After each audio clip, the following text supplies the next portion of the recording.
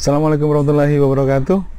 Pada kesempatan ini saya akan berbicara tentang kontrak. Tapi ini berbeda dengan kontrak dengan video sebelumnya yang membahas tentang kontrak untuk dunia software. Ini berkaitan dengan dunia konstruksi atau teknik sipil. Jadi sebenarnya diawali adalah ketika seorang dosen dari Fakultas Hukum memberikan komentar dari video yang saya upload ya di YouTube, tapi di Facebook ya, di Facebook linknya. Dan beliau mengomentari tentang ini kontrak kerja konstruksi ya. Jadi karena saya membahas tadi tentang sipil, tentang informatika, maka beliau membahas juga penting juga. Beliau bilang, jadi Bu Astuti, Bu Astuti, monggo kalau ya ini Bu Astuti. Kontrak kerja konstruksi bagi mahasiswa teknik sipil ya. Komentar beliau ini mengingatkan saya akan sebuah kasus ya, di mana ada seorang dosen yang akan merenovasi rumahnya. Awalnya ya dosen ini ketemu dengan seorang sopir Grab yang juga seorang pemborong ya untuk renovasi rumah. Ya, deal lah sekitar 90 jutaan untuk renovasi rumah. Kemudian saya sarankan, loh kok bisa kamu nggak kenal orangnya, ya, cuman kenal di sopir, tapi kemudian mau membuat penawaran untuk renovasi rumah. Ternyata ya memang agak aneh juga kalau menurut nalar saya. Kenapa? Karena uang 90 juta itu buat saya besar. Kemudian tidak ada hitam di atas putih yang berupa klausul-klausul atau pasal-pasal berkaitan dengan kontrak. Yang ada hanya RAB ya, RAB, kemudian ditandatangani bersama, sudah. Ya, saya pikir kok sederhana sekali ya. Akhirnya kemudian saya menyarankan seorang alumni yang juga bekerja sebagai kontraktor ya, bekerja di bidang sipil ya untuk renovasi. Ya, ternyata kasusnya sama. Ya, kenapa kasusnya sama? Karena setelah tawar-menawar ketemu sekitar 135 juta kalau tidak salah ya, ingat saya 135 juta. Ternyata walaupun sarjana teknik sipil, tetapi tidak menggunakan kontrak yang baku untuk mengikat pekerjaan tersebut dengan sebuah klausul ya atau pasal-pasal hitam di atas putih. Ini yang kemudian menjadi memprihatinkan adalah dalam perjalanan waktu muncullah kasus di mana kemudian antara si klien tersebut dengan kontraktor terjadi perselisihan. Kenapa? Karena si klien merasa progres dari pekerjaan tersebut itu belum sampai belum begitu banyak, tetapi si kontraktor itu meminta tambahan uang. Konflik dimulai dari munculnya ketidakpercayaan dari klien terhadap si kontraktor.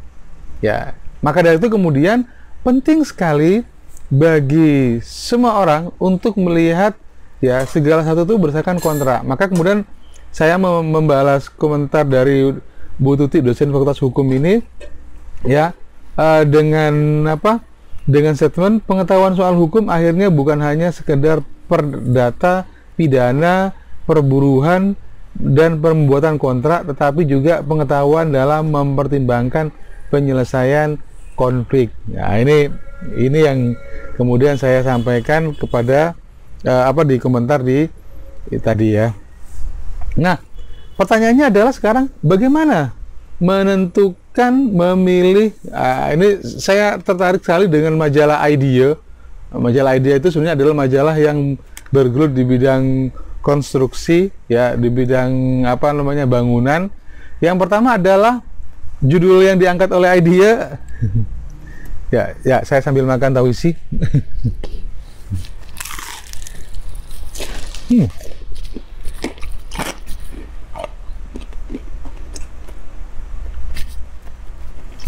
Nah, di majalah Idea ini disebutkan kena tipu kontraktor rumah yang nakal, ini tanda mengenalinya. Saya kira luar biasa. Kenapa menjadi luar biasa? Karena ternyata tidak sedikit juga kemudian adanya kontraktor nakal Ini juga di macara memilih kontraktor berkualitas yang nomor 3 harus dilakukan banget. Misalkan dilakukan nih, Cuman kalau misalkan Anda, apakah Anda sarjana teknik sipil ya atau klien, maka penting juga untuk bisa membaca bagian yang ketiga ini, yaitu siasati masalah renovasi rumah. Yuk ketahui isi kontrak kerja dengan tukang misalkan. Ini penting sekali saya kira untuk bisa, nah silakan nanti dijejaki apa kira-kira isi dari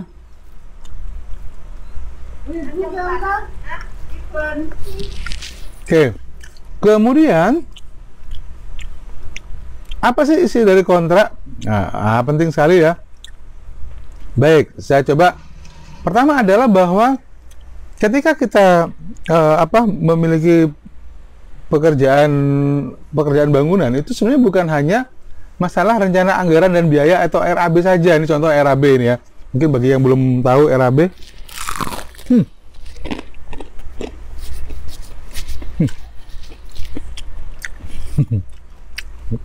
Tahu sih. Jadi detailnya seperti ini. Perlu dipahami bahwa setiap pekerjaan rumah itu pasti ada biayanya. Contoh, kalau misalkan Anda mau ganti genteng dengan galvalum, misalnya atap dengan galvalum, maka biaya untuk menurunkan genteng itu ada sendiri. Biaya bongkar kayu itu ada sendiri. Ya. Kalau misalkan itu pekerjaan tanah misalkan, maka galian, pondasinya, urukannya, semua ada kerjaannya. Ya, maka ada pekerjaan persiapan, ada pekerjaan tanah, pekerjaan pondasi beton, ya, pekerjaan apa lagi, dinding plester dan seterusnya.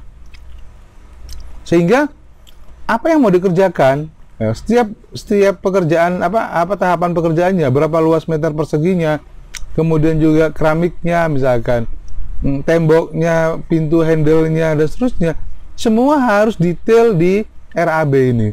Sehingga nanti bisa ketemu totalnya. Kenapa RAB menjadi penting? Nah, ini adalah tugas akhir sih sebenarnya ya. Karena kalau kemudian, jadi dari RAB inilah nanti bisa ditemukan berapa persen pekerjaan yang telah dilaksanakan. Contohnya misalkan instalasi listrik misalnya. Oh, sudah sampai pada instalasi listrik, sudah pembelian dan seterusnya. Berarti kalau sudah pembelian listrik, berarti tinggal berapa persen. Jadi ini digunakan untuk menentukan termin pembayaran ya kontrak. Ya, kalau tanpa RAB, tanpa ada detail pekerjaan seperti ini, maka kontrak akan susah. Ya, oke, baik. Kita masuk pada apa isi kontraknya. Ya, saya ambilkan dari punyanya Detik Live, lumayan juga.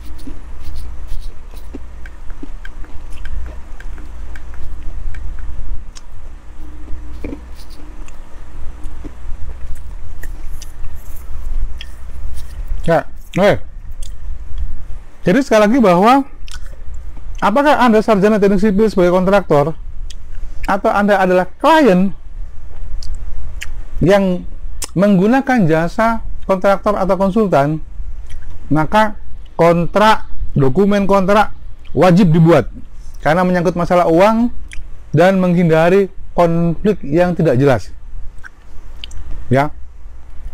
Jadi dengan adanya kontrak ini, maka jelas apa yang mau dikerjakan, bagaimana cara mengerjakannya, siapa yang bertanggung jawab, berapa nilainya, ya, kapan deadline waktunya dan seterusnya ada di sini. Ya, kalau terjadi perselisihan seperti apa? Ya, maka contoh di sini adalah suatu perjanjian renovasi rumah, misalkan, ya, dimulai dari pihak pertama, harus ada pihak pertama, harus ada pihak kedua. Sekali lagi ingat bahwa dalam kontrak itu yang menandatangani kontrak itu adalah orang yang bertanggung jawab.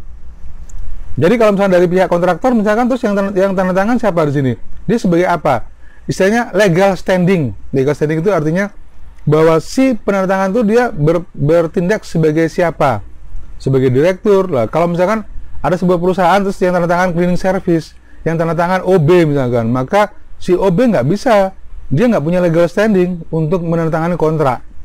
Ya, kalau misalkan di kampus misalkan yang harusnya tanda tangan itu adalah dekan, tapi di situ yang tanda tangan itu adalah misalkan KTU, loh legal standingnya apa gitu ya, kontraknya seperti itu. Oke, kemudian ada pasal-pasalnya. Nah ini pasal-pasal sepakat. Pasal 1 misalkan maksud dan tujuan ya harus jelas. Kemudian macam-macam pekerjaan. Nah ini melaksanakan renovasi rumah dengan pribadi yang terletak di, nah ya oke.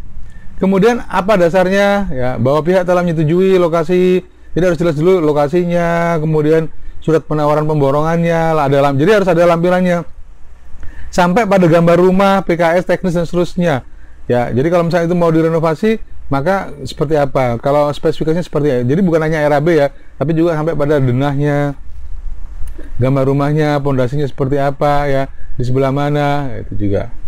Oke, kalau perlu model juga ya, model 3D-nya itu jauh lebih bagus lagi. Kemudian pihak ini mengatur kewajiban pihak pertama, pihak kedua wajib menyelesaikan pekerjaan, kemudian pihak kedua dan seterusnya. Waktu pihak pertama dia ngapain gitu ya, harus mengeluarkan instruksi yang berkaitan dengan hal tersebut ya. Kemudian waktu pelaksanaan pekerjaan, kecepatan. Waktu pelaksanaan pekerjaan itu artinya adalah bahwa tidak ada pekerjaan yang tidak ada deadline, tidak ada sehingga harus ada timeline-nya, surat perintah kerja, ada SP ya, penanganan lapangan. Jadi kapan itu dikerjakan, kemudian waktu berapa lama, itu harus sesuai dengan apa, harus disepakati bersama. Kalau enggak misalkan batal. Waktu pelaksanaan, nah ini juga paling penting, pasal 6. Berapa nilainya? Nah, harga kontrak ya. Harga kontrak ini kemudian apa jenisnya, apa dalam arti kata jenis pekerjaannya, apakah borongan kerja, borongan bahan atau material, atau hanya borongan kerja saja material dari si klien ya.